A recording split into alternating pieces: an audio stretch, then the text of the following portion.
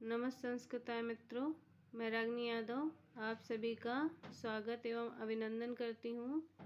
आइए हम लोग सांख्यकारिका को आगे बढ़ाते हुए पढ़ते हैं। जैसा कि सांख्यकारिका के कुछ भागों को हम पहले पढ़ ही चुके थे। आइए अब उसके आगे के भाग को देखते हैं और समझते हैं कि सांख्यकारिका में सांख्य की सृष्टि प्रक्रिया क्या है। चलिए, सांख्य में सबसे पहले मूल प्रकृति का वर्णन हुआ है। मूल प्रकृति से महत अर्थात बुद्धि, और बुद्धि से जो है अहंकार की उत्पत्ति होती है। अहंकार के दो भाग हैं, अर्थात इसे दो तरह से विभक्त किया गया है, एक सात्विक अहंकार और एक तामसिक अहंकार। तो सात्विक अहंकार में हमारी एकादश इंद्रियां आती हैं और तामसिक अहंकार में पंच तन्मात्राओं का वर्णन है। तो सात्विक अहंकार में जो एकादश इंद्रियां हैं, उन इंद्रियों के विषय में जान लें। तो बोले पंच ज्ञानेंद्रियां, पंच कर्मेंद्रियां और एक मन, इस प्रकार 11 इंद्रियां सात्विक अहंकार के अंतर्गत है और पंच तन्मात्राएं तामसिक अहंकार के अंतर्गत आई हैं। इन पंच तन्मात्राओं से ही 5 महाभूतों की उत्पत्ति होती है। इन्हें जो 5 का क्रम है, इन्हें अच्छे से समझ लेते हैं कि ये 5 के क्रम क्या है। तो बोले 5 ज्ञानेंद्रियां, 5 कर्मेंद्रियां, 5 तन्मात्राएं और पंच महाभूत। तो 5 ज्ञानेंद्रियां क्या हैं? सबसे पहले ये जान लेते हैं ज्ञानेंद्रियां किसे कहते हैं। तो जो इंद्रिय हमें ज्ञान कराएं, महसूस कराएं, बोध कराएं, ऐसी इंद्रियों को हम ज्ञानेंद्रिय कहते हैं। तो उनमें से कौन कौन सी ऐसी इंद्रियां हैं जो हमें बोध कराती हैं, ज्ञान कराती हैं? जैसे श्रोत्र, त्वक, चक्षु, रसना और घ्राण, ये ज्ञानेंद्रियां हैं। इनके माध्यम से हम विषयों को समझ पाते हैं, जान पाते हैं और महसूस कर पाते हैं। जैसे कि श्रोत, कान के द्वारा हम सुनते हैं। त्वचा के द्वारा हम किसी चीज़ को महसूस करते, स्पर्श को महसूस करते हैं। और चक्षु मतलब नेत्र, नेत्रों के द्वारा हम देखते हैं। रसना अर्थात जीवा से हम रस स्वादन करते हैं। और घ्राण मतलब नाक से हम सूंघते हैं। इसी प्रकार 5 कर्मेंद्रियों की बात आती है। तो पंच कर्मेंद्रियां, ये कर्मेंद्रिय क्या होता है? तो जिन इंद्रियों के द्वारा हम अपने कार्य को संपन्न करते हैं, ऐसी इंद्रियों को हम कर्मेंद्रिय कहते हैं। तो ये 5 कर्मेंद्रियां क्या होती हैं? तो वाक, पाड़ी, पाद, पायु और उपस्थ। वाक अर्थात वाणी, पाड़ी अर्थात हाथ, पाद माने पैर, पायु अर्थात मल त्याग करने की स्थिति और उपस्थ माने जननेंद्रिय। इस प्रकार 5 जो है कर्मेंद्रियां हो गई। अब पंच तन्मात्राएं क्या हैं?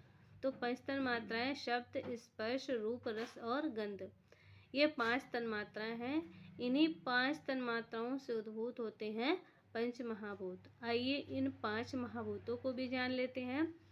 तो 5 महाभूतों में आकाश, वायु, तेज, जल और पृथ्वी आते हैं। तो शब्द जो है आकाश का गुण है, वायु स्पर्श का गुण है, और रूप जो है तेज का गुण है, रस जल का गुण है, गंध जो है पृथ्वी का गुण है। इसके आगे देख लेते हैं पंच महाभूतों की उत्पत्ति क्रम, अर्थात पंच तन्मात्राओं से पंच महाभूतों की उत्पत्ति कैसे होती है। तो आइए देखते हैं 5 महाभूतों की उत्पत्ति का क्रम। तो सबसे पहले इधर देखिए, जैसा कि दिख रहा होगा आपको, 5 तन्मात्राएं हैं और इधर पंच तन्मात्राओं से उद्भूत पंच महाभूत हैं। तो शब्द, सबसे पहले शब्द की चर्चा की गई है। तो शब्द से आकाश तत्व उत्पन्न होता है। शब्द स्पर्श से दोनों मिलाकर के वायु उत्पन्न होती है। और शब्द स्पर्श रूप, इन तीनों से अग्नि का उद्भव होता है। शब्द स्पर्श रूप और रस, इन चारों से जल का, और शब्द स्पर्श रूप रस गंध, इन पांचों को मिला करके पृथ्वी तत्व उत्पन्न होता है। इसके बाद आइए हम दूसरे तत्व बुद्धि को समझते हैं। चलिए, बुद्धि क्या है? तो बुद्धि का लक्षण बताते हुए कहते हैं अध्यावसायो बुद्धि। बुद्धि क्या है? तो अध्यावसायो बुद्धि, बनी जो निश्चय करने वाली तत्व है, निश्चय करने वाला तत्व है और निश्चयात्मक है, ऐसा तत्व बुद्धि कहलाता है। अर्थात हम बुद्धि से ही निश्चित करते हैं कि क्या कौन सी वस्तु किस प्रकार है, उसी से किसी भी प्रकार का ज्ञान प्राप्त करते हैं, निश्चय करते हैं। तो ये जो है बुद्धि तत्व उसी निश्चयात्मक तत्व से प्राप्त होती है। चलिए, बुद्धि की अब 8 गुण की चर्चा की गई है। बुद्धि के कितने गुण हैं? 8 गुण हैं। इन 8 गुणों का हम क्रमवार समझते हैं। धर्म, अधर्म, ज्ञान, अज्ञान, वैराग्य, राग, ऐश्वर्य और अनैश्वर्य, ये 8 गुण हैं बुद्धि के। अब इन 8 गुणों में 4 सात्विक गुण हैं और 4 तामसिक गुण हैं। तो 4 जो सात्विक गुण हैं उन्हें देखते हैं और 4 जो तामसिक गुण हैं उन्हें भी हम यहाँ देखते हैं। तो इस बुद्धि के 4 सात्विक गुण कौन कौन से हैं? बोले धर्म, ज्ञान, वैराग्य और ऐश्वर्य, ये बुद्धि के सात्विक गुण हैं। इसके पश्चात बुद्धि के जो 4 तामसिक गुण हैं उनमें हैं अधर्म, अज्ञान, राग और अनैश्वर्य, ये बुद्धि के तामसिक गुण हैं। इसके बाद आइए अगला देखते हैं।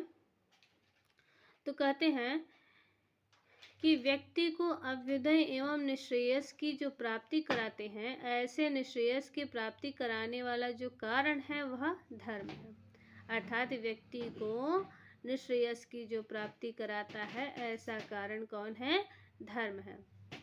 अब दूसरी बात कही कि त्रिगुणात्मिका प्रकृति, प्रकृति 3 गुणों से युक्त है, सत्व, रजस और तमस।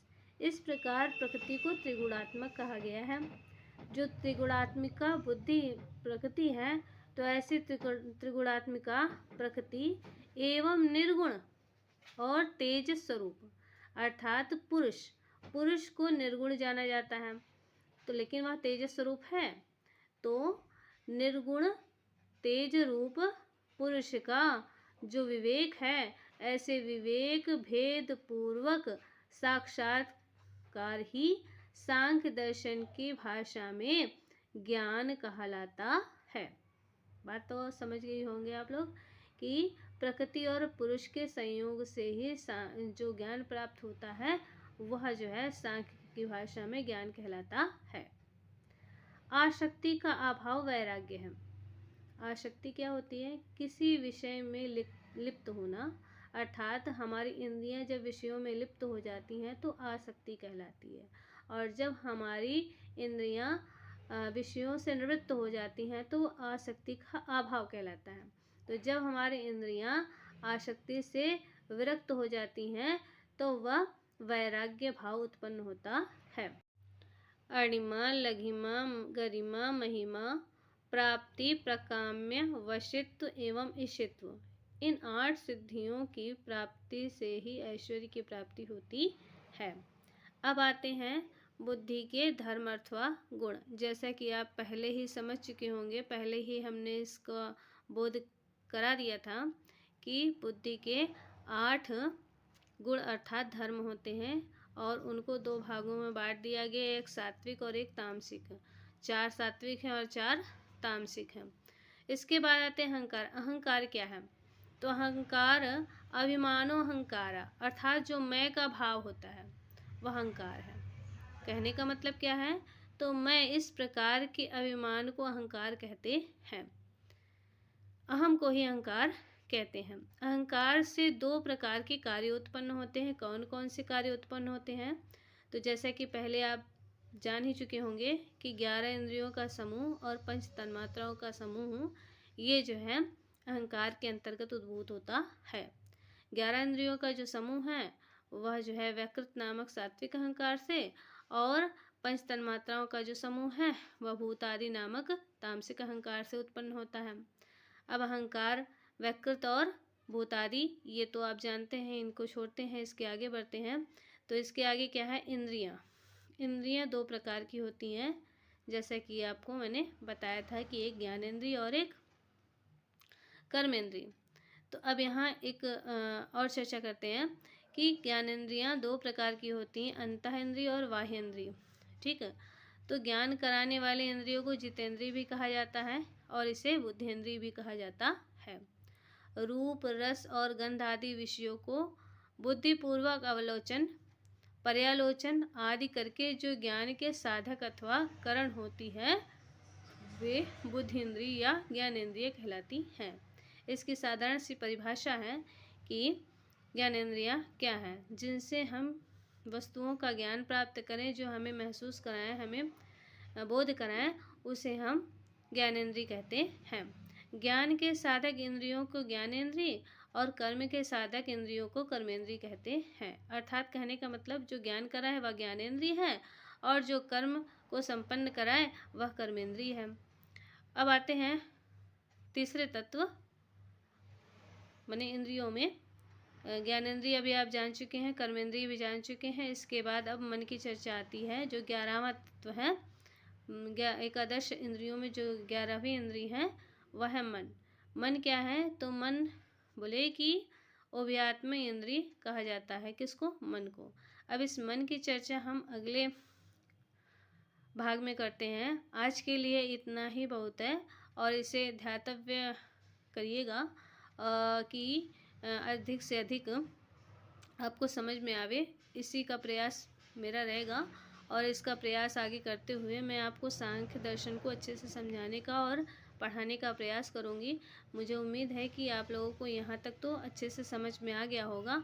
आगे के भाग को फिर से लेके आऊँगी और इस पढ़ाए गए पाठ में आपको किस प्रकार की दिक्कत है या परेशानी है या फिर सही से समझ में आया कि नहीं समझ में आया है, इस बात की चर्चा अवश्य कीजिएगा और हमें कमेंट के माध्यम से अपना सुझाव अवश्य दीजिएगा।